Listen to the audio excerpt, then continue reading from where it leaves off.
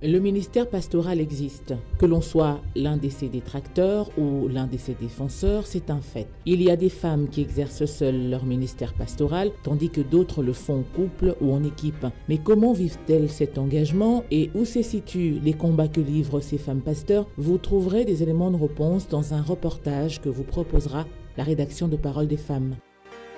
Pasteur et épouse de pasteur, Dolly Kamba, notre invitée de ce jour, est aussi corps médical, infirmière plus exactement, servant de Dieu au sein du ministère chrétien Prière révolutionnaire, où elle sert le Seigneur en compagnie de son époux, l'apôtre Joël Kamba. Notre invitée milite activement pour une prise en charge des personnes démunies. Elle nous en parlera dans la rubrique Rencontre. Et pour terminer, nous respecterons notre tradition en ouvrant, comme à l'accoutumée, le portail de l'actualité de la condition des femmes dans le monde.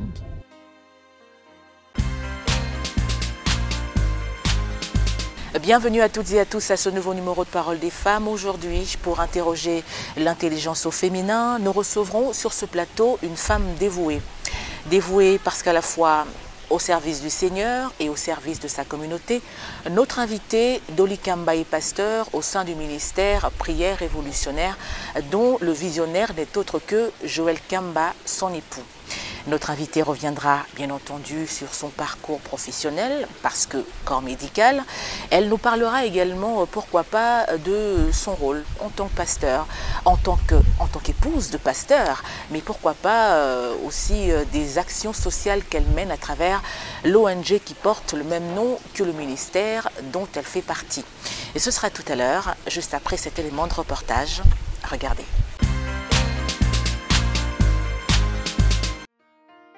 Le ministère pastoral féminin est un cas particulier qui divise. Pour beaucoup d'observateurs du monde de la religion, la présence des femmes ne se cache pas du tout dans les églises à travers le monde.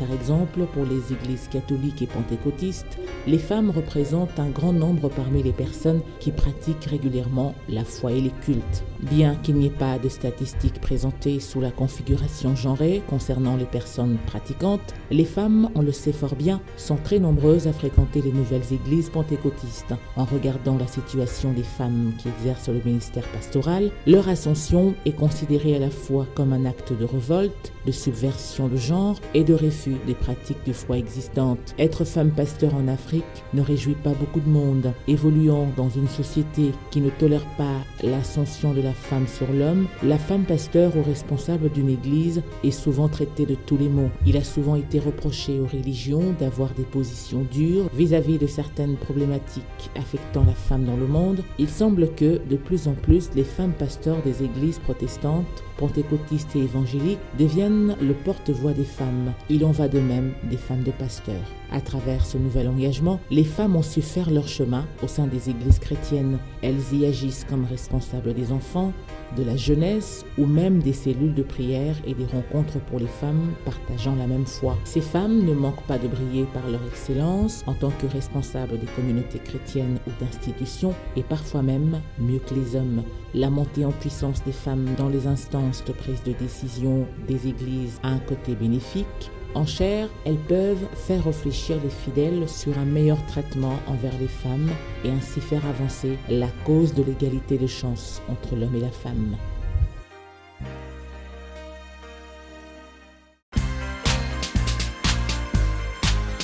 Merci à vous de nous rejoindre dans la deuxième partie de ce Parole des femmes consacrée, vous le savez, à la rubrique Rencontre qui met en exergue toutes ces femmes aux parcours exceptionnels.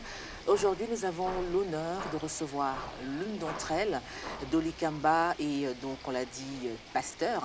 Elle est également épouse de pasteur et aussi corps médical. Notre invitée reviendra bien entendu sur son parcours. Il faudra aussi signifier qu'elle milite pour la prise en charge des personnes démunies à travers Prière révolutionnaire, qui est aussi une ONG humanitaire en dehors du fait que c'est un ministère chrétien. Dolly Kamba, bienvenue dans Paroles des femmes. Merci beaucoup pour l'invitation. Comment allez-vous? Ça va très bien, Vous êtes merci. radieuse. Merci beaucoup, c'est très gentil. Vous de même? Merci en tout cas. Nous l'avions dit dans le sommaire, vous êtes pasteur, Oui, épouse de pasteur, tout à fait. mais aussi corps médical. Hein? C'est ça. Alors, quelle est votre spécialisation et en quoi cela consiste exactement? Alors, j'ai fait une formation d'infirmière, donc je suis infirmière. Donc, ça consiste à prodiguer des soins de santé, à la prise en charge de patients. Clairement, c'est ça. Voilà. Ça fait combien de temps que vous exercez le métier où vous êtes dans cette formation? Dans le métier d'infirmière, ça fait depuis 2017 exactement, que je suis dans la formation. Et vous continuez à pratiquer C'est vrai qu'avec le ministère, c'est devenu un petit peu compliqué, mais il m'arrive de continuer à temps partiel, on va dire. Donc oui, je suis toujours dans le métier et c'est quelque chose qui me passionne au-delà de tout et je continue dans ça tant quand je peux, quand j'ai la possibilité de travailler encore, de garder ma profession, je le fais. Voilà. Mais avec le ministère, c'est vrai que c'est de moins en moins, voilà, et c'est pas évident. Mais quel genre de femme êtes-vous exactement, s'il faut vous définir? Alors, Dolly Kamba, c'est toujours très difficile de se définir, de parler de soi. Je pense que je suis une femme très engagée. Lorsque j'ai un combat, je me bats pour pouvoir arriver à l'aboutissement de cela. Je pense que si on peut me résumer, c'est très engagé et la plupart de mes proches, de ceux qui me côtoient, me disent avec un grand cœur. C'est ce qu'on dit de moi. Après, moi, je ne peux pas dire ça de moi, mais c'est ce que les gens disent de moi. C'est un caractère un peu dur, aussi. de caractère aussi. C'est parfois utile. Oui, il faut avoir un peu un caractère dur tout en étant sociable, que ça ne rende pas asocial, mais il faut avoir des caractères durs, je pense que c'est important. Il faut être tenace, il faut avoir le caractère dur pour tenir face à différents défis, pour faire face à des projets et pour les mener, pour arriver à terme. Ce n'est pas toujours facile, donc il faut avoir du caractère, effectivement. Certes, on l'a dit, corps médical de formation, oui. Vous n'avez plus de temps parce que entièrement consacré à Dieu, Oui, à travers justement le ministère Prière révolutionnaire, dont voilà. le visionnaire n'est autre que votre époux, Tout à fait. l'apôtre Joël Kamba, c'est ça? C'est ça, oui. Est-ce facile de travailler avec un homme d'une aussi grande renommée internationale? Comment se passe cette collaboration entre vous et votre époux? Alors, moi, je ne vais pas appeler ça tout d'abord collaboration. Il faut comprendre que tout d'abord, en parlant de mon exercice de pasteur, donc ma profession en tant que pasteur, il s'agit d'un appel, d'une vocation qu'on a. Et tout d'abord, c'est l'amour du Seigneur qui nous unit ensemble. Et moi, j'appelle ça une grâce de pouvoir collaborer avec lui. Ce fait que bon, c'est mon époux.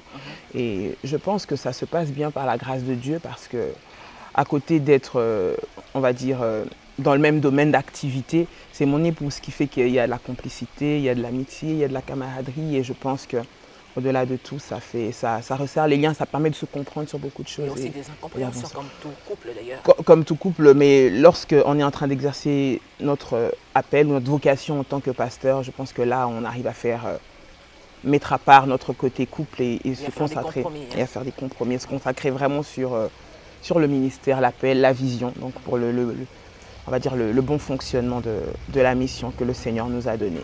Donc ça se passe très bien par la grâce de Dieu. Si pour revenir à votre question, ça se passe très bien. Mais que pense-t-il exactement de ce que vous faites, de votre dévouement pour le Seigneur? Est-ce qu'il arrive qu'il en parle, même si, pas à vous directement, il a parlé de ça à une tierce personne, ou vous l'avez entendu dire ça à quelqu'un?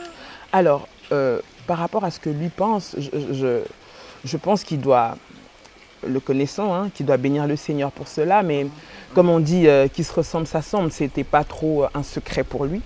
Dès le moment où on s'est rencontrés, c'est quelque chose qui était en moi, on va dire l'appel du Seigneur. Donc plus ou moins, il connaissait mes ambitions, il connaissait ma vocation comme je connaissais la sienne.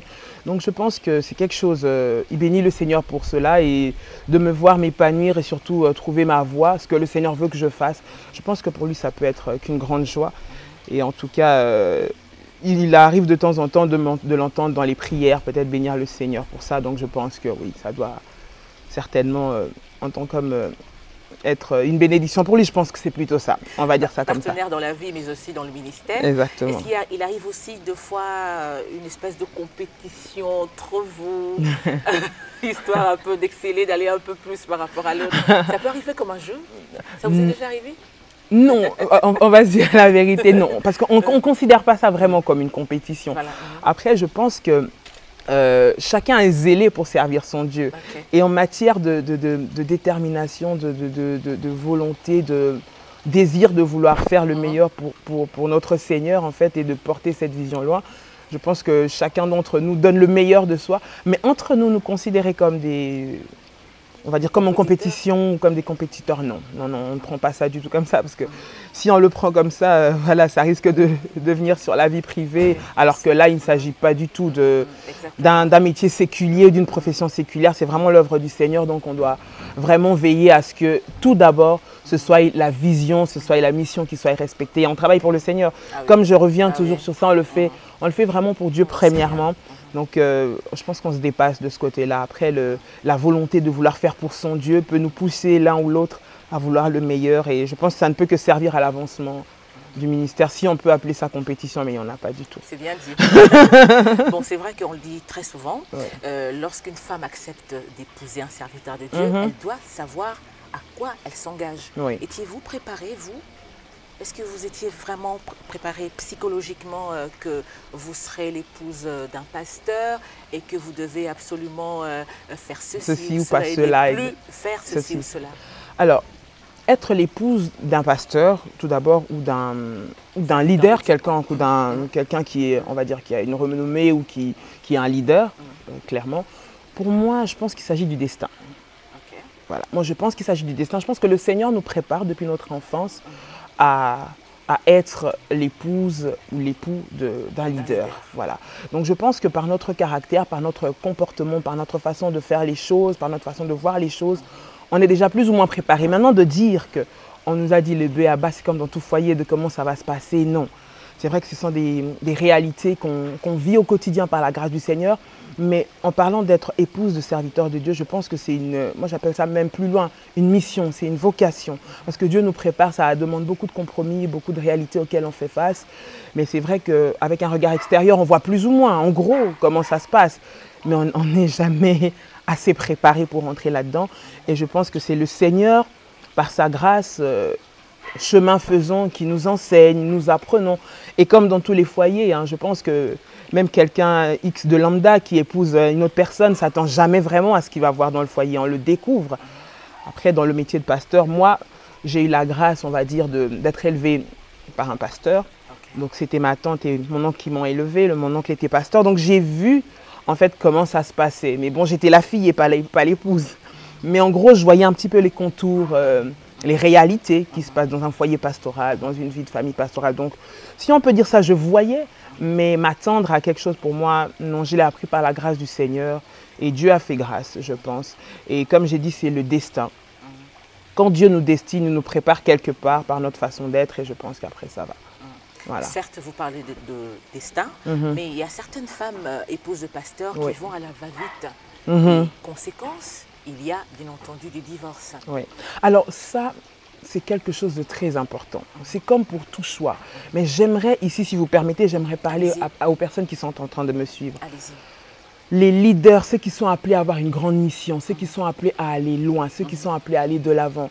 C'est important de faire le bon choix, de savoir qui on épouse, de savoir avec qui on a décidé de partager son quotidien, avec qui on a décidé de partager sa vie pour s'éviter plus tard dans le mariage de faire face à certaines réalités. Bien sûr, il est important de considérer que l'appel à être serviteur de Dieu n'est pas un appel commun.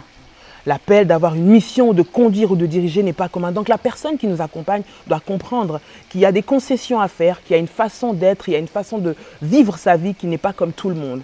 Il y a une sorte d'abnégation à avoir sur certaines choses. Il y a des choses qu'on ne peut pas faire simplement du fait d'être épouse ou époux d'un personnage public. Et ça, je pense qu'on doit en tenir compte. Et les prétendants, si on est encore à cette étape-là, doivent vraiment faire attention à ça. Lorsqu'on fait le choix de la personne qu'on veut épouser, vraiment faire attention à ce point de vue-là, c'est très, très, très important. Et sans doute, votre couple pastoral inspire plus d'un. Oui. Alors, par rapport à cette expérience, par rapport à cet échange, qu'est-ce que la femme de pasteur peut être comme modèle ou encore quel genre d'aide peut-elle lui apporter? À l'homme de Dieu, vous voulez dire? Bien sûr. Alors, en tant qu'épouse du pasteur, je pense qu'elle est premièrement épouse. Donc, c'est-à-dire le rôle qu'une épouse a aux côtés de son mari. C'est-à-dire être sa compagne de vie, lui apporter tout ce qu'une épouse apporte à son homme, de l'amour, de l'affection, de l'attention, du temps. Bien sûr, c'est vice-versa, mais elle doit jouer pleinement ce rôle. Et à côté, être une compagne de prière, parce que le ministère pastoral, on va dire, ou tout autre ministère chrétien, ça a une particularité, c'est que tout tourne bien sûr autour de la parole de Dieu et on est exposé. Exposé surtout à tout ce qu'on peut appeler comme attaque de l'extérieur, attaque de l'ennemi, toute forme de déstabilisation qui peut venir de l'extérieur. Et nous, en tant que chrétiens, en tant qu'enfants de Dieu, notre recours, c'est la prière. Et je pense que la première mission aussi d'une épouse, de pasteur, c'est de prier pour son mari. C'est très important de prendre le temps de prier pour son époux, pour la mission, pour l'appel que le Seigneur leur a donné et de l'accompagner, d'être là dans les différentes étapes. Que son conjoint puisse sentir qu'il peut compter sur son épouse. Il faut aussi beaucoup de compréhension. Surtout ça, oui. Beaucoup de compréhension parce que c'est, si je peux appeler ça métier, oui. C'est un métier qui n'est pas facile, qui demande beaucoup de concessions et souvent, je le dis toujours, les familles des pasteurs, on va dire, ne payent pas un peu les pots cassés, mais subissent toujours un peu les effets collatéraux du métier ou de la profession pastorale. Donc ça veut dire qu'il y a des réalités qui vont être vécues à l'extérieur de la maison, qui vont forcément entrer dans la maison, que les enfants vont subir sans le vouloir, que l'épouse ou que l'époux va subir sans le vouloir. Donc elle doit être là dans la prière pour le soutenir, être très compréhensive surtout par rapport à ça. Dolly Kamba, rappelons que vous êtes pasteur, on l'a dit à temps plein, puisque maintenant vous n'avez plus assez de temps pour pratiquer votre métier d'infirmière. Par rapport à cette formation, mais quand même il reste des réflexes qui vous aident au quotidien. Mais parlons-nous un peu de votre conversion. À quel moment avez-vous reçu l'appel du Seigneur et les circonstances justement? La Bible déclare que avant que nous soyons formés dans le ventre de notre maman, le Seigneur nous connaissait, il nous avait consacrés. Ça veut dire que avant que nous puissions pratiquer ou accepter le Seigneur ou mettre en pratique cet appel ou découvrir, on va dire, un ministère quelconque, le Seigneur nous a déjà choisis à être ses enfants. Il nous a déjà appelés à être ses enfants. Et je pense que de ce fait-là, depuis toute petite, en parlant de mon cas, j'ai toujours, on va dire, j'ai été élevée dans ce milieu-là, dans cet environnement-là de la foi chrétienne, mais j'ai fait ma rencontre personnelle avec le Seigneur, où le Seigneur m'a rencontrée personnellement depuis toute jeune, je veux dire à l'âge de 11-12 ans déjà, très jeune. Et le Seigneur, je veux dire, c'est par sa grâce qui m'a déjà sélectionné et qui a permis que je puisse connaître cette vie-là très jeune. Mais je pense que par cette question, vous voulez peut-être dire l'appel au ministère pastoral ou une consécration. On va dire c'est depuis 2017 à peu près en même temps. Depuis 2017 à peu près que j'ai été consacrée, je commençais à exercer en tant que pasteur dans le ministère de la prière révolutionnaire, très clairement.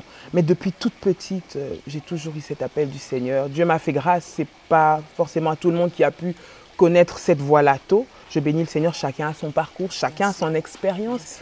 Mais en ce qui me concerne, c'était depuis toute jeune. Voilà, le Seigneur m'a déjà mis à part, ce qui fait que ça s'est fait, on va dire, naturellement. Je l'ai accepté comme Seigneur et Sauveur. Donc, personnellement, moi-même, j'ai fait le choix de l'accepter. J'ai demandé le baptême moi-même.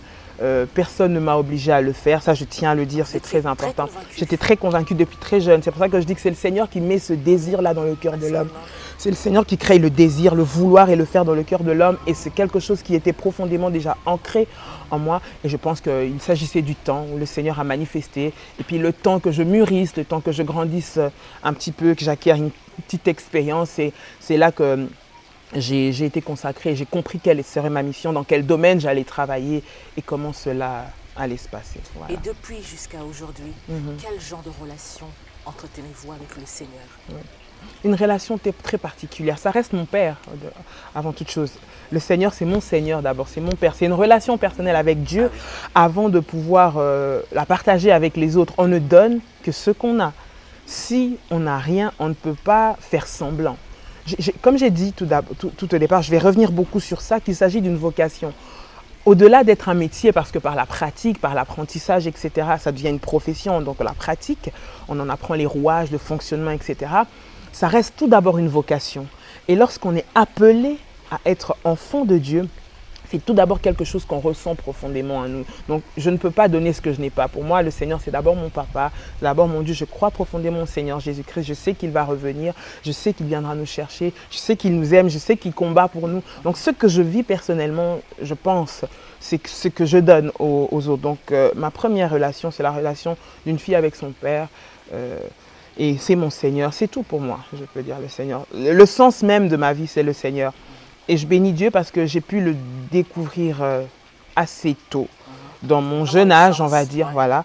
Et ça m'a épargné beaucoup de choses, je pense. Quoique, dans la jeunesse, on arrive toujours à vivre certaines expériences que j'ai pu vivre par la grâce du Seigneur. Il m'a accompagné dans ça. Mais il m'a aussi épargné beaucoup de choses et je bénis le Seigneur. En pleine adolescence, certes à 12 ans, en pleine adolescence, vous rencontrez le Seigneur, c'est vraiment une exception.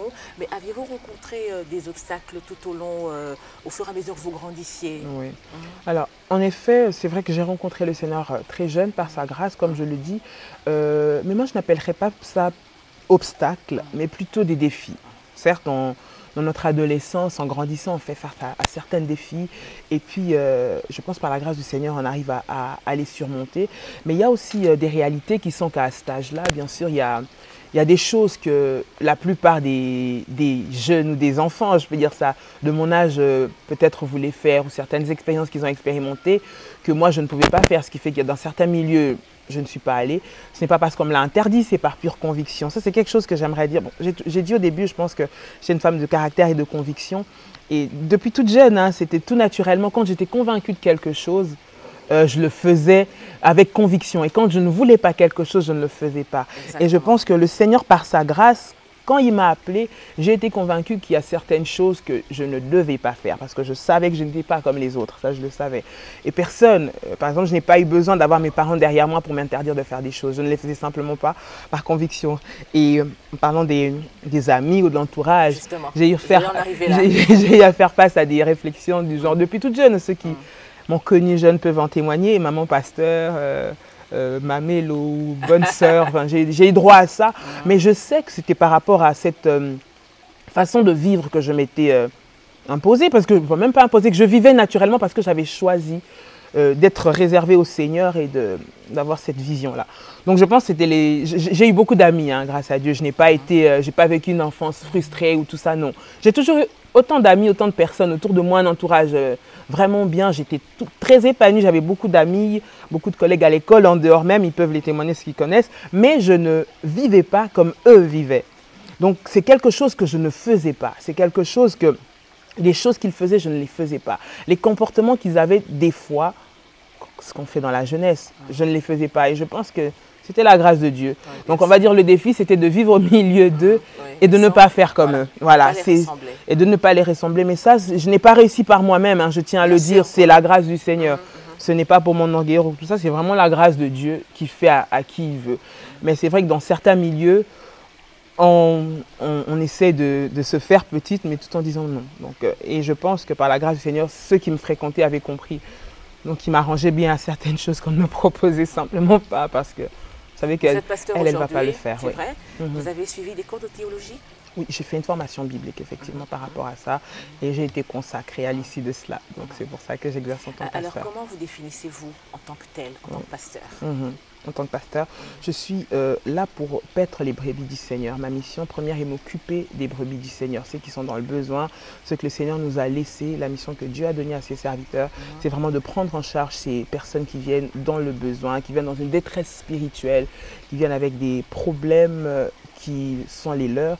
Et notre responsabilité, c'est de les encadrer tout en leur enseignant la parole du Seigneur, tout en leur enseignant la Bible, ce que le Seigneur recommande et ce que le Seigneur nous donne à faire. Voilà notre mission première, de nous occuper de l'âme, nous occuper de l'âme, de la personne, de l'âme, de la brebis que le Seigneur nous a donnée. Nous sommes comme des bergers, nous avons une mission et à la fin, le Seigneur nous demandera des comptes par rapport à ça. Bien entendu. Voilà. C'est vrai, c'est une vocation, un appel de Dieu, oui. Mais est-ce réellement facile de servir le Seigneur en tant que femme? Quelles sont les frustrations liées à ce métier, on va dire, hein? Oui. Alors, comme vous savez, on va parler en tant que femme, hein, vous parlez en tant que femme. Déjà, dès le début, depuis la nuit des temps, on sait que la femme a toujours été, ce sont des réalités qui sont là. Donc, on est dans un milieu, on va dire, dit d'hommes. Parce que certains diront, d'aucuns diront que la femme n'a pas le droit de pécher, la femme ne peut pas se tenir devant des hommes, etc. Peut-être par, je veux dire, par caractère, par croyance, par rapport à leurs origines, etc. Diront simplement que les femmes ne peuvent pas ou ne doivent faire ça. Donc on a beaucoup de défis à relever. On peut être appelé à devoir... pas prouver plus, mais peut-être travailler plus, peut-être montrer plus qu'on est capable. On doit montrer qu'on a aussi reçu quelque chose du Seigneur et on a aussi notre part à jouer, notre carte à jouer, selon qu'on est des femmes. C'est peut-être ça, je ne vais pas dire frustration, mais tout est dans... Moi, je vois ça comme des défis. Voilà. Frustré, non, mais j'ai compris que j'ai été pasteur ou pas, en tant que femme, dans le monde où on est aujourd'hui, on doit fournir plus d'efforts. Vous voyez, même beaucoup de personnes militent aujourd'hui, beaucoup de femmes, pour l'égalité, etc. Je ne suis pas en train d'entrer dans un discours féministe, mais la réalité est telle qu'on est dans un milieu qui est dominé par les hommes et certaines professions, comme celle d'être oratrice ou de parler devant des hommes, on les considère encore aujourd'hui comme des professions d'hommes. En vous écoutant parler, madame, c'est comme si dans ce métier, ce que vous faites, il y a de bons côtés. Oui. Il vous n'est jamais arrivé de vous sentir un peu affaibli? Alors ça, je vais dire oui, et nous comptons sur le Seigneur pour cela. Quand je dis affaibli, c'est-à-dire que les réalités sont dures. Quand je parle de défi, ça ne veut pas dire qu'un défi, on le fait simplement. Quand je dis défi, ça ne veut pas dire que c'est quelque chose qu'on fait avec joie, qu'il n'y a pas de, je vais dire, obstacle. Justement, on doit briser. Si on dit défi, c'est pour relever le bon côté, pour ne pas s'abattre sur soi-même, pour ne pas justement abandonner. Parce que si on considère comme un obstacle, on peut ne pas avoir assez de force pour surmonter l'obstacle et abandonner. C'est pour ça que je préfère dire défi plutôt qu'obstacle. Parce qu'un défi, on va requérir de la force, de l'énergie. On va trouver au fond de soi les moyens de pouvoir le relever. Donc, comme je sais que c'est un appel que le Seigneur nous a donné, on va trouver les moyens, par sa grâce, de pouvoir le relever. C'est pour ça que je dis, mais c'est vrai qu'en tant que femme, dans ces milieux-là, on doit faire face à certaines réflexions qui sont un peu désobligeantes, mais bon, voilà. On fait avec, comme on dit, et nous comptons sur la grâce du Seigneur. Et comme Dieu nous a donné cet appel-là, nous ne sommes pas en train de défier les hommes, je tiens bien à le dire, nous ne sommes pas en train de tenir tête ou de faire face aux hommes, mais nous sommes en train de jouer notre part, d'apporter notre touche, d'apporter notre expertise dans ce milieu, dans ce domaine, selon que le Seigneur nous a appelés. Bien entendu, le Seigneur donne une vision et en même temps la provision. Exactement. Il faudra être disposé. Dolly Kamba, vous êtes donc pasteur au sein du ministère Prière Révolutionnaire, dont votre époux est le visionnaire de ce ministère-là. Alors, quelle est sa vision et pourquoi est-ce que la prière doit-elle être révolutionnaire? Alors, la vision de la prière révolutionnaire, c'est relever les leaders qui est en chacun d'entre nous et réveiller le meilleur qui est en chacun d'entre nous. Maintenant, vous avez parlé de la prière révolutionnée. Non, ce n'est plutôt pas, je ne dirais pas plutôt une prière révolutionnée. Je dirais simplement qu'il faut comprendre que la prière, pour nous, selon notre vision, la prière est un art. La Bible dit que nous prions, nous ne recevons pas parce que nous prions mal. Ça veut dire qu'il y a une façon de prier. C'est-à-dire qu'il y a une façon qu'il faut faire pour prier et pour avoir des résultats. Nous savons que nous sommes dans un monde où nous avons faire face à un ennemi qui est là, qui nous combat, qui nous attaque avec acharnement. Et pour pouvoir vaincre, nous devons être outillés et équipés. C'est cette connaissance-là ou ces enseignements-là qui sont révolutionnaires, que nous avons appelé par la grâce du Seigneur prière révolutionnaire. C'est cet enseignement-là, cette connaissance-là, à travers des outils qui sont donnés, des enseignements qui sont donnés dans le ministère, qui font, si je peux dire ça, que la prière soit révolutionnaire. C'est plutôt là, mais il n'y a pas de prière qui va être révolutionnée en soi. Je ne sais pas si je me suis fait comprendre. Absolument. Oui. Mais il faudra aussi signifier que le ministère a démarré à l'étranger, où vous aviez passé la grande partie de votre vie. Exactement. Alors, je pense que toute chose se fait en son temps, c'est par rapport au milieu, à l'environnement où nous étions. Mais je tiens aussi à préciser que nous étions déjà très actifs sur les réseaux. Bon, aujourd'hui, il n'y a plus de frontières avec les réseaux sociaux. On peut être en Europe et bien fonctionner en Afrique ou aux États-Unis, etc. Donc c'est vrai qu'en termes physiques, nous avons commencé où nous étions, où nous vivons, donc c'est-à-dire à l'étranger. Et par la grâce du Seigneur, il permet que nous puissions évoluer aujourd'hui, être à Kinshasa, au Congo, par sa grâce. Donc je pense que c'était une question de timing, comme je dis, et le temps de Dieu est parfait. Voilà. Et vous arrivez à Kinshasa où les églises les évangéliques naissent comme des champignons. Quelles difficultés avez-vous pu rencontrer pour vous implanter? Alors, permettez-moi un peu de paraphraser ce que vous venez de me dire. Alors, quand vous parlez d'églises qui naissent comme champignons, c'est-à-dire qu'il y a une multitude d'églises. Donc en quelque sorte, qu'est-ce que nous allons apporter de nouveau? En gros, c'est ça par rapport à ce qui existe. Alors, si je peux me permettre, pour chaque vision, chaque ministère, Dieu a donné un peuple. Personne ne peut prévaloir ou prétendre avoir le monopole de tout un peuple, de toute une nation.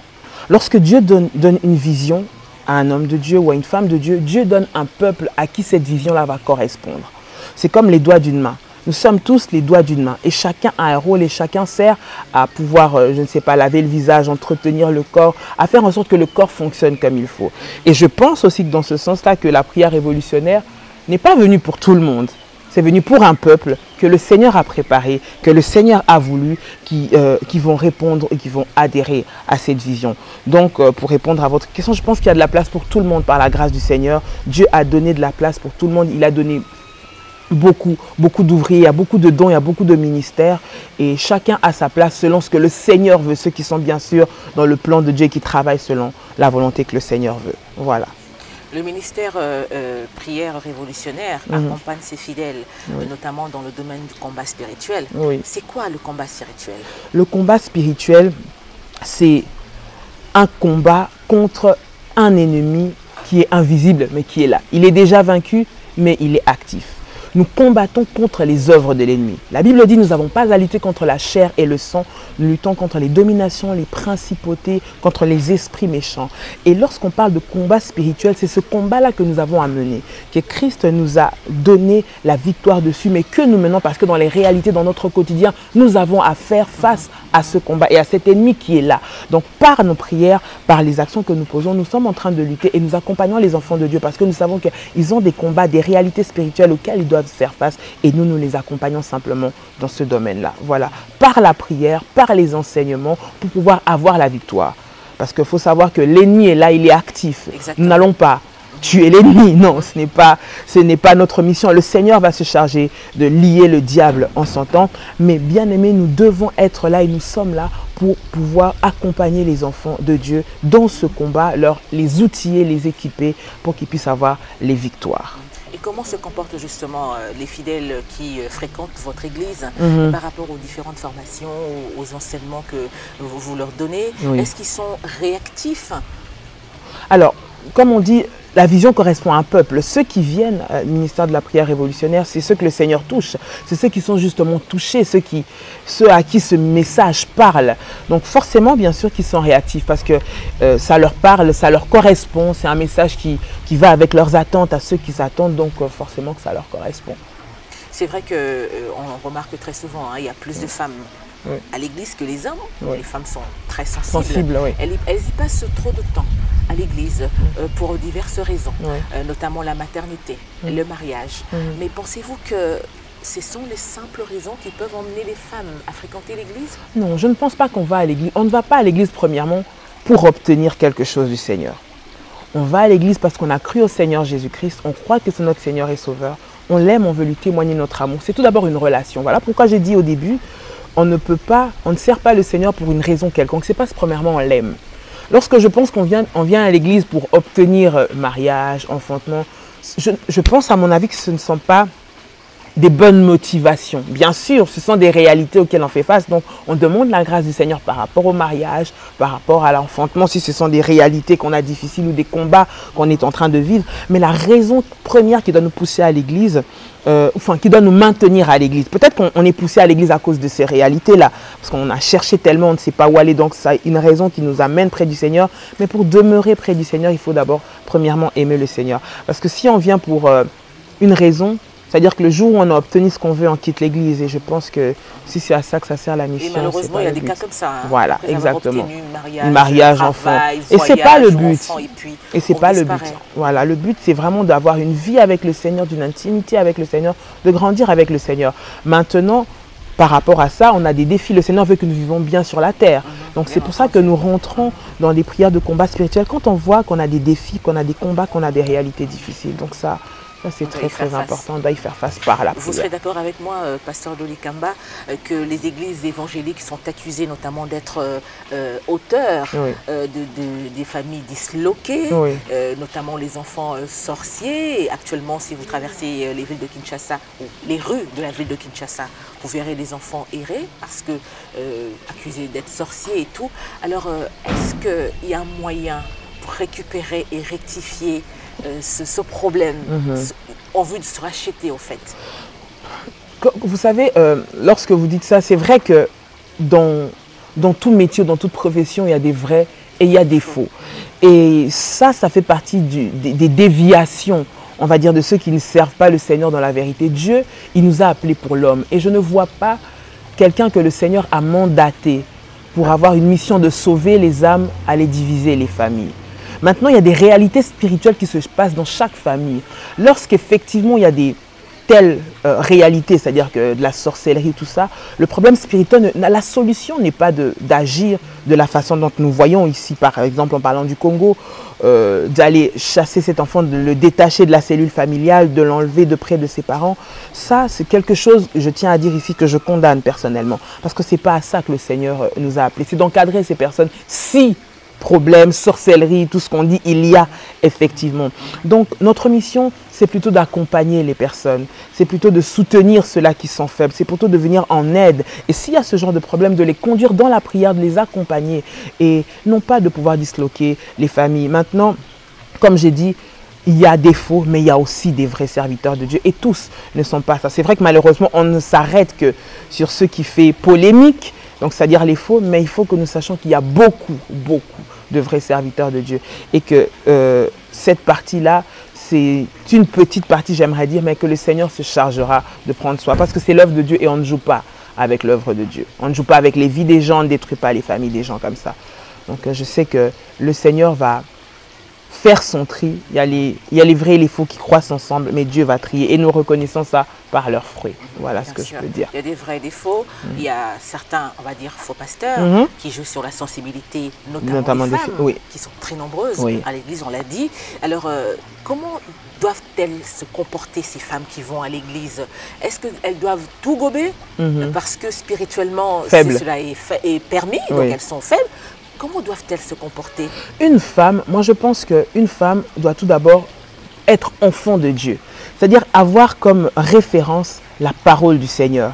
Et aussi, en tant qu'enfant de Dieu, le Seigneur nous a donné le Saint-Esprit, qui est un esprit de discernement, qui est un esprit de sagesse, qui nous aide à voir et à comprendre que là où je vais, c'est bien, là où je vais, ce n'est pas bien. Spirituellement, ce sont des choses qu'on peut ressentir. Quand on est réellement converti, qu'on a donné sa vie au Seigneur, et même il y a certaines chose qui se fait. Il y a une certaine sensibilité qui se développe, et que ce soit humaine, que ce soit surtout spirituelle, de savoir que là où je suis, ce n'est pas ça. On dit souvent que la femme, elle a un sixième sens. Et donc, en tant que femme, si je peux parler comme ça, nous pouvons ressentir quand je suis quelque part que ce n'est pas là où je dois être. Et je pense que les femmes doivent pouvoir être sensibles. Quand on rentre, on vient servir le Seigneur, mais notre référence, notre ligne de conduite, c'est la parole de Dieu. Qu'est-ce que la parole de Dieu dit? On ne doit pas tout gober. Et je ne pense pas qu'on incite les femmes à tout gober. Voilà pourquoi nous avons la parole du Seigneur pour nous orienter, les enseignements que les femmes doivent suivre. Moi, ce que je dirais à ces personnes, à ces femmes, c'est d'écouter, c'est de suivre ce que la parole de Dieu nous recommande de faire, plutôt ce que la parole de Dieu nous dit, d'examiner ce qu'ils reçoivent à la lumière de la parole de Dieu pour voir si cela tient debout. Pour pouvoir, elles deviennent esclaves de leur pasteur. Ça, c'est ce que les gens se disent. Esclaves par rapport à quoi? Jamais le Seigneur ne nous a demandé d'être esclaves de qui que ce soit. Nous travaillons pour le Seigneur, nous ne sommes pas esclaves de leur pasteur. Je pense que ça, ce sont ce que les gens disent. Mais dans la pratique, vous savez, quelqu'un qui croit, quelqu'un qui veut servir le Seigneur se donne. Et nous travaillons dans des assemblées, nous travaillons dans des institutions qui sont dirigées par des pasteurs. Donc forcément, peut-être qu'il y a certaines qui se donnent beaucoup plus. Mais en aucun cas, il s'agit d'esclavage. Nous ne retenons personne captif, nous ne obligeons pas les gens à rester dans les églises, à dormir là et à passer leur vie là. Mais c'est vrai qu'une personne qui est touchée pour des raisons X ou Y, personnel, peut vouloir donner son temps au Seigneur, pouvoir donner sa vie au Seigneur, ce qu'il a, ce qu'il possède, peut-être même au Seigneur. Donc voilà pourquoi ces personnes restent. Et le monde aujourd'hui, comme vous savez, tout ce qui est chrétien spirituel avec les défiances qu'il y a est toujours attaqué. Donc forcément, on lisse là où les gens disent que c'est de l'esclavage, mais il n'y a aucun esclavage parce que nous ne forçons personne. L'esclavage, c'est prendre quelqu'un de force et lui faire quelque chose de force. Et là, il n'y a aucun forcing. En tout cas, sur la vie chrétienne ou sur le fait de servir le Seigneur, non. Donc, il n'y a pas d'esclavage en soi dans ça. Pasteur de l'Ikamba, vous portez une attention particulière à la situation de la femme, notamment au Congo, à la situation de l'enfant congolais, mais aussi à toutes ces familles que vous jugez être disloquées. En arrivant en RDC, vous vous êtes rendu compte qu'il y avait beaucoup de choses à refaire, mais quelle a été votre principale motivation? Alors, par rapport à ma principale motivation, comme je dis, alors il faut un peu comprendre que c'est... Moi, je dis tout ça en appel, j'ai un cœur à ça, mais il faut aussi mettre un petit peu, préciser quelque chose. Je suis une enfant qui, très tôt, j'ai été éloignée de mes parents. Ce n'était pas qu'on m'a arraché de force, c'était un choix familial qui a été fait comme ceci. Donc j'ai été vivre à l'étranger. Je suis née au Congo, j'ai fait mes études jusqu'à 10-11 ans au Congo. Et après, suite à des réalités, j'ai dû aller à l'étranger où j'ai été élevée très bien d'ailleurs par mon oncle, et ma tante et mon oncle qui se sont occupés de moi. Mais très tôt, j'ai vécu sans parents, en fait, on va dire sans mes parents. Bien qu'on s'occupait de moi, mais j'ai toujours eu le manque de mes parents. Et quelque chose qui m'a toujours touchée, et quand on a le manque de ses parents, il y a certaines choses qu'on vit seul. Même si on a tout l'amour autour de nous, le fait de ne pas avoir des parents présents quand on grandit, ça... Et je pense aussi que c'est ça qui m'a aidé dans ma marche avec le Seigneur. Donc je me suis vraiment accrochée au Seigneur. Donc c'est quelque chose qu'on doit vraiment vivre au quotidien. C'est ça qui a été mon déclencheur. Et mon époux aussi, c'est quelqu'un qui a très vite, très tôt, perdu son père. Son papa est décédé, il est parti très tôt. Et suite à ça, il a dû... faire face à beaucoup de réalités seules, et je pense que ça a été aussi quelque chose qui nous a les deux touchés pour pouvoir voilà, avancer dans l'œuvre de Dieu. Pasteur, on en a parlé pendant longtemps, oui. Beaucoup plus activiste social aussi, pour prendre en charge les personnes démunies. Oui. C'est vrai, on l'a dit, l'ONG Prière Révolutionnaire a le côté humanitaire. Vous prenez en charge toutes ces personnes qui sont dans le besoin. Oui. Vous êtes dans les hôpitaux, dans les prisons, etc. Quelles sont les différentes actions que vous menez sur terrain? Sur le terrain, vu les réalités sociales qu'il y a, en parlant du Congo, il n'y a pas que le Congo, je tenais déjà à préciser, c'est principalement en Afrique, hein, vu les réalités sociales que vous connaissez qui sont un petit peu communes dans différents pays d'Afrique. Mais nous sommes là où le Seigneur veut que nous soyons, mais principalement auprès des enfants orphelins, auprès des femmes et des jeunes filles démunies. C'est vraiment que l'être humain puisse retrouver sa force, retrouver son essence, retrouver sa valeur. Tout ce qui fait perdre en termes de précarité à l'être humain son côté humain, sa valeur en tant qu'être humain, on essaye tant soit peu le lui redonner, c'est-à-dire par ceux qui manquent peut-être de quoi manger, parce qu'on en est à ce point-là, où il y a des gens qui manquent de quoi manger, qui n'ont pas la possibilité de se former, qui sont peut-être dans des lits d'hôpitaux, ne pouvant pas sortir d'un hôpital parce qu'ils sont en manque de soins, etc. Donc c'est vraiment quelque chose qui nous tient à cœur, et c'est dans ce sens-là plutôt que nous œuvrons. Donc avec les enfants, nous sommes avec les femmes, un petit peu partout là où le Seigneur veut que nous soyons, si je peux parler comme ça. Mais vraiment, l'humain est au centre. Je parle de la femme, de l'enfant, mais l'être humain en général. Tout ce qui peut aider tant soit peu l'humain à récupérer sa dignité. Du peu que nous pouvons, nous ne prétendons pas pouvoir tous le faire parce que les besoins sont énormes. Nous sommes dans un pays où il y en a énormément, nous ne pouvons pas tout faire. Ce que nous faisons est certes peut-être infime, mais nous disons que nous avons aussi notre carte à jouer par rapport à ça. Et voilà. Donc nous faisons... Avez-vous des partenaires ou c'est seulement l'Église qui contribue pour justement apporter son aide? Oui, alors actuellement c'est vraiment que l'Église. C'est ce qui est, on va dire, ce qui provient de nous-mêmes, de l'Église, de ce que les membres du ministère apportent. Les partenaires qu'on a au sein du ministère apportent, c'est vraiment à ce moment, nous n'avons que en ce moment. Donc cela, bien sûr, c'est une œuvre. Des âmes de bonne volonté peuvent venir, mais nous n'avons pas d'autres partenaires à part on va dire, fils et filles du ministère de la Prière Révolutionnaire qui croient en ce côté social, humanitaire qui nous accompagne et qui nous soutiennent dans les différents dons. Voilà. De loin et de près aujourd'hui, vous vous êtes rendu compte qu'il y a beaucoup d'ONG qui sont implantées au Congo et plus précisément ici à Kinshasa. Mais que pensez-vous du travail que ces ONG fournissent? Je pense que chacun dans son domaine fait un travail remarquable. Je dis déjà avoir cette mission de vouloir venir en aide aux personnes démunies, c'est une mission qui est louable. Ça, je tiens à le préciser. Maintenant, il faut des structures, il faut de l'organisation, il faut un rendu, il faut des résultats et que les résultats soient efficaces.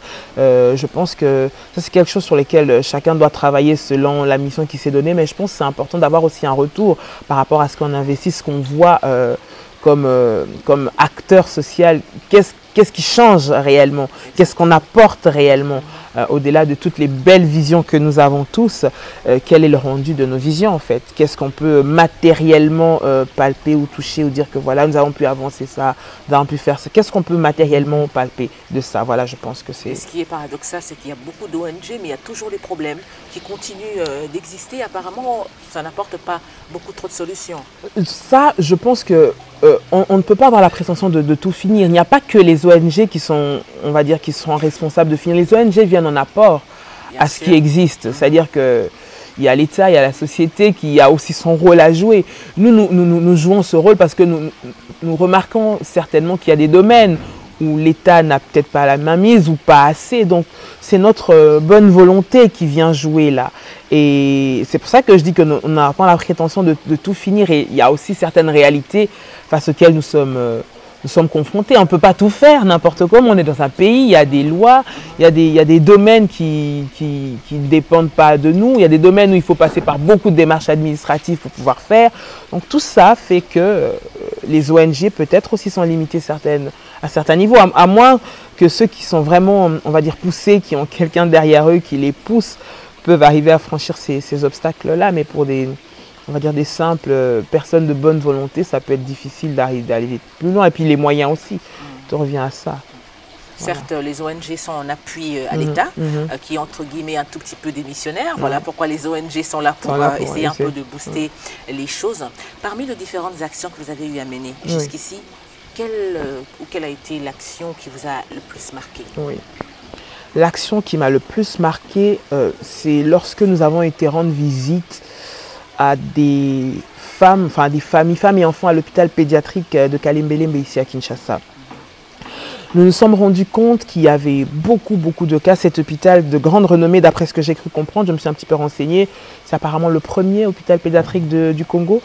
Mais j'ai été choquée en tant qu'infirmière de ce que j'ai vu dans cet hôpital, des conditions de travail des collègues, je veux dire, des conditions de travail de ces hommes et des femmes qui sont là. Prise en charge des malades. De la prise en charge des malades, du matériel, enfin tout ça on peut parler jusqu'à demain. Vétuste, il y a vraiment c'est déplorable. C'est déplorable. On se dit si on vient pour être soigné ou pour encore être plus infecté, à se poser cette question-là.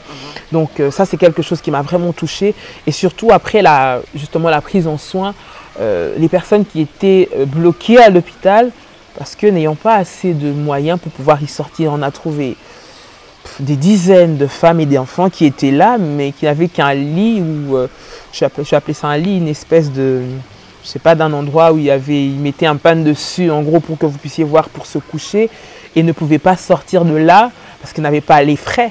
L'enfant était déjà soi-disant guéri, mais ne pouvait pas sortir de là parce qu'il manquait quelque chose comme 10 000 francs congolais, comme 20 000 à peine 5 $ qui manquaient. Donc c'était quelque chose qui m'avait particulièrement touchée en tant que mère, en tant qu'infirmière. Je voyais aussi des personnes qui venaient dans ces hôpitaux-là, qui venaient de l'intérieur du pays, qui ont laissé femmes, familles, des autres enfants avec rien, qui se retrouvaient bloqués, qui ne pouvaient pas acheter un médicament qui coûtait 5 $, qui coûtait 2 $, et ils étaient là. Des ordonnances de traitement qui étaient censées être pris il y a un mois en arrière, qui n'avaient toujours pas été pris, alors que l'enfant était censé être sorti de l'hôpital avec un traitement, mais pas de suivi. Donc on se demande quelle sera la condition de cet enfant après. Donc tout ça, c'est des réalités qui m'ont vraiment touchée particulièrement. Étant donné que je suis du corps médical, étant donné que je suis maman, ça m'a vraiment touchée. Je voyais ces femmes qui étaient là mais qui ne mangeaient pas. Donc voilà, c'était quelque chose de... Ça fait appel à beaucoup de choses, beaucoup de questionnements aussi par rapport à, je sais pas, frais de fonctionnement, de subsides qui sont alloués à des hôpitaux d'État, parce qu'il me semble que c'était ça, enfin, il me semble, je n'ai pas la prétention de dire parce que je ne connais pas, mais ce que j'ai cru comprendre, c'était un hôpital étatique. En tout cas, et de voir ça, ça m'a vraiment fait beaucoup de peine et on se questionne beaucoup par rapport à ça. Voilà, et par rapport à cette réalité, quels sont les projets à long et à moyen terme, non, on va dire à court et à moyen terme du ministère, ou plutôt dire de l'ONG Prière Révolutionnaire? À court terme et à moyen terme, c'est ce que nous faisons au quotidien, c'est-à-dire aller de manière ponctuelle tant que le Seigneur nous permet au chevet de ces personnes-là, ou aller dans les orphelinats pour...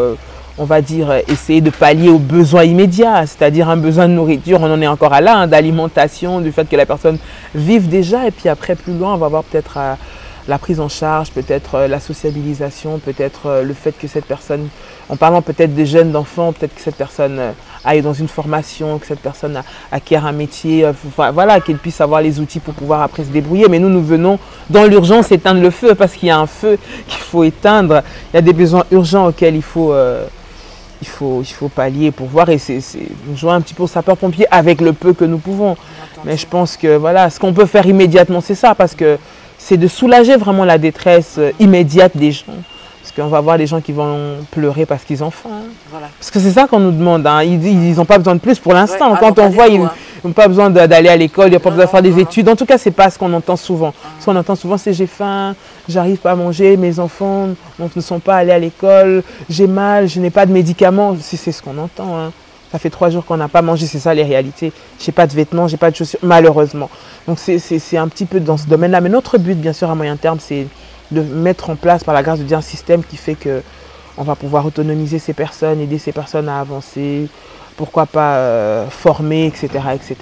Par la grâce de Dieu, ce sont des projets à long terme. Nous allons, madame, si vous le permettez, prendre une dernière question avant de mettre un terme à l'émission de ce jour. Vous allez organiser, vous, ministère Prière révolutionnaire, le 18 décembre 2021 prochain, une conférence. Tout à fait. Alors, de quoi s'agira-t-il exactement? Alors, c'est une conférence de prière, d'enseignement, une conférence de relèvement. Nous voulons qu'une personne soit relevée, une personne soit équipée, soit armée, dans la présence du Seigneur, dans la prière, un moment puissant de délivrance auquel nous convions tous les frères et sœurs, les enfants de Dieu qui sont touchés, que le Seigneur a touchés au travers de ce ministère, au travers des enseignements que nous donnons, de venir vivre la main de Dieu ensemble. Nous savons que le Seigneur va se manifester. Il nous a donné cette vision-là. Il y aura des moments de prière, des moments d'enseignement. Donc nous invitons tout le monde à être là. C'est le 18 décembre ici à Kinshasa. Il y aura de la communication autour de ça. Ceux qui nous suivent, si vous permettez que je puisse en dire plus, ceux qui nous suivent au travers différents réseaux, vous allez avoir les informations via notre chaîne YouTube, via les différents réseaux sociaux, dans la ville également, par la grâce du Seigneur, entendre parler de ça. Et vous pouvez vous joindre à nous pour passer vraiment ces moments puissants. Nous croyons que le Seigneur a quelque chose, un message pour vous qui nous suivez. Nous croyons que le Seigneur veut vous relever. Nous croyons que dans le problème que vous êtes en train de vivre, Dieu veut que vous puissiez en sortir et que vous puissiez témoigner de sa grandeur. Voilà pourquoi venez écouter la parole du Seigneur, venez vivre la gloire de Dieu et la puissance de Dieu au travers. Pardon. Et nous y serons. Amen, par la grâce du Seigneur. En tout cas, merci beaucoup, Madame Loli Kamba, d'avoir eu à nous accorder ces temps pour réfléchir et surtout découvrir votre personne. Merci. Vous êtes une bonne et belle personne. Merci beaucoup. Et merci de continuer à œuvrer pour le Seigneur. Merci beaucoup. Que Dieu vous bénisse. Merci, mesdames, messieurs. Nous allons, avant de mettre un terme à l'émission de ce jour, vous proposer la rubrique Clin d'œil. Regardez.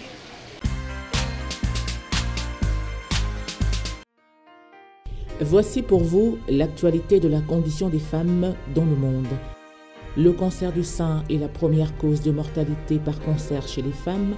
Comme chaque année, la campagne Octobre Rose mobilise ses troupes pour aider à financer la recherche et briser le tabou de la maladie. Cette année, l'accent est mis sur le dépistage, en chute de 10% en 2020 à cause de la crise sanitaire. Oui, on peut guérir du cancer du sein. Et oui, on peut aussi laisser la vie. Beaucoup trop aujourd'hui ne veulent entendre ou ne retiennent que la première partie de cette phrase. Une femme sur 9 contracte un cancer de sein au cours de sa vie. En 2020, on a recensé 2,3 millions de femmes atteintes de cette maladie et 685 000 décès par cancer du sein dans le monde. En 2021, une femme sur 8 risque d'être touchée. Si les chances de survie s'élèvent à 89% lorsque le dépistage arrive au stade localisé, il n'en reste que 20% quand la maladie est dépistée au stade métastasique. Devenue ultra populaire grâce à ses clichés artistiques où ses cheveux sont utilisés comme outil de communication, Laetitia Kai, 349 millions d'abonnés sur Instagram, a été choisie en 2020 dernier pour incarner la dernière campagne de Marc Jacobs, créateur de mode américain. Laetitia Kai, d'origine ivoirienne, est coiffeuse, sculpteuse et elle s'est fait connaître sur les réseaux sociaux en postant des images de coiffure hors du commun. À travers ses œuvres, elle montre par exemple à quel point elle est féministe, puisant son inspiration dans ses cheveux des femmes de l'Afrique précoloniale. Elle célèbre la beauté noire, en particulier les traditions et les styles de son continent. Le comité du Tour de France a dévoilé le parcours de cette mythique course cycliste. La grande nouveauté de l'édition 2022 est le retour du Tour de France féminin. Cette édition, organisée en parallèle du Tour masculin de 1984 à 1989, avait disparu en 2000 faute de financement. Pour cette première édition, le coup d'envoi du Tour de France Femmes 2022 s'offre la Tour Eiffel. Les coureuses s'y lanceront le 24 juillet, le même jour que l'arrivée de leurs homologues masculins, pour une arrivée 7 jours plus tard au sommet de la planche de Bellefille dans le massif vosgien. Cette nouvelle épreuve sera dotée de 250 000 € de prix, dont 50 000 pour la lauréate, soit un montant supérieur aux courses d'une semaine pour les hommes. Ce sera tout pour l'actualité de la condition des femmes dans le monde.